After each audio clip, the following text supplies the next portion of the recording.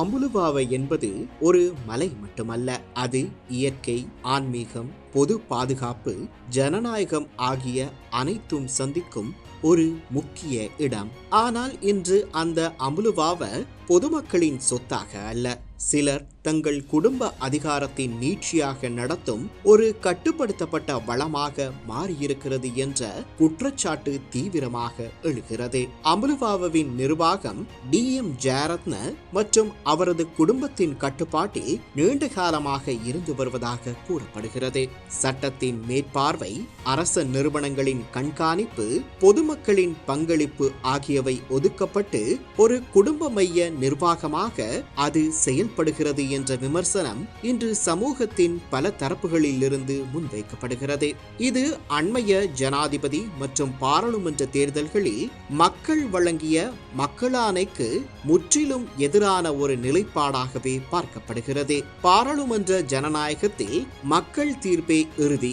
ஆனால் அம்புலுவாவில் நடைபெறும் கட்டுமானங்கள், கம்பி வழி கார் திட்டம் உள்ளிட்ட செயற்பாடுகள் சட்டப்படி அவசியமான சுற்றுச்சூழல் மதிப்பீடுகள் இன்றி பொது கருத்து கேட்கப்படாமல் முன்னெடுக்கப்படுவதாக கூறப்படுகிறது. சுற்றுச்சூழல் ரீதியாக மிகவும் உணர்வு பூர்வமான பிரதேசமான அம்புலுவாவில் நிலச்சரிவு அபாயங்கள் இருந்த போதும் நிபுணர்களின் மேற்பார்வையின்றி பணிகள் நடந்ததாக வெளியிடப்பட்ட தகவல்கள் பொதுமக்களின் பாதுகாப்பை கேள்விக்குறியாக்குகின்றன.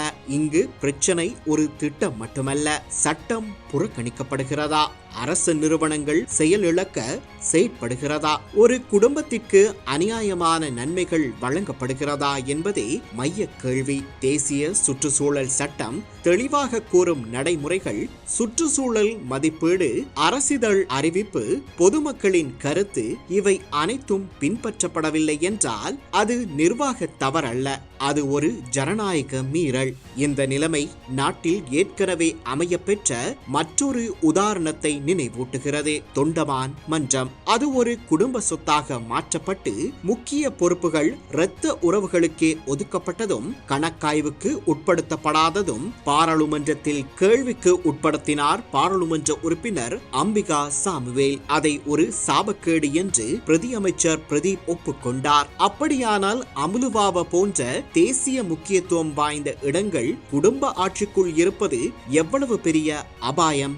மக்களின் பணம், மக்களின் நிலம், மக்களின் இயற்கை வளங்கள், இவை எந்த குடும்பத்திற்கும் சொந்தமானவை அல்ல. தேர்தல்களில் மக்கள் தெளிவாக சொன்ன செய்தி ஒன்றே: சட்டத்தின் ஆட்சி, வெளிப்படைத்தன்மை, பொறுப்புணர்வு. எனவே அரசாங்கம் இனியும் தாமதிக்க கூடாது. மக்கள் ஆணைக்கு எதிராக செயல்படும் குடும்ப சொத்தாக மாற்றப்பட்ட அமைப்புகளுக்கு முடிவு கட்ட வேண்டும். அம்புலுவாவை மீண்டும் மக்களுக்கே சொந்தமான சட்டத்தின் கீழ் இயங்கும் பாதுகாப்பான மற்றும் பொறுப்புள்ள இடமாக மாற்றுவதும், தொண்டமான் மன்றத்தை மலையக தியாகிகளின் நினைவு மாற்றமாக மாற்றி மக்கள் மயப்படுத்துவதுமே இன்றைய மாற்றத்தை எதிர்பார்க்கும் மக்களின் விருப்பமாகும்.